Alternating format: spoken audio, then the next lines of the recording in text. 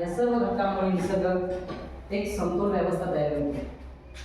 ही व्यवस्था वेगवेगळ्या ठिकाणी वेगवेगळ्या स्वरूपात आढळते, जसे की जंगल, समुद्र, तलाव किंवा डोंगराळ प्रदेश. यामध्ये वेगवेगळी अवस्था आपल्याला दिसून येते. तर मुलांनो, आज आपण परिसंस्थेचे प्रकार या घटकाबद्दल शिकणार आहोत, अभ्यास करणार आहोत. परिसंस्थेचे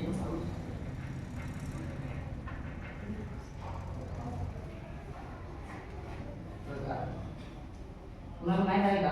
परिसंस्थेचे प्रकार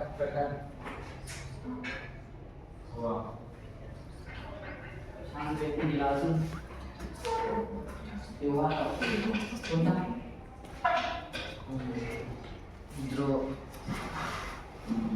ठीक आहे, मी सांगतो काय परिसंस्थेचे प्रकार. नाही मालूम तर आपण पहिल्यांदा परिसंस्था म्हणजे काय हे समजून घेऊ.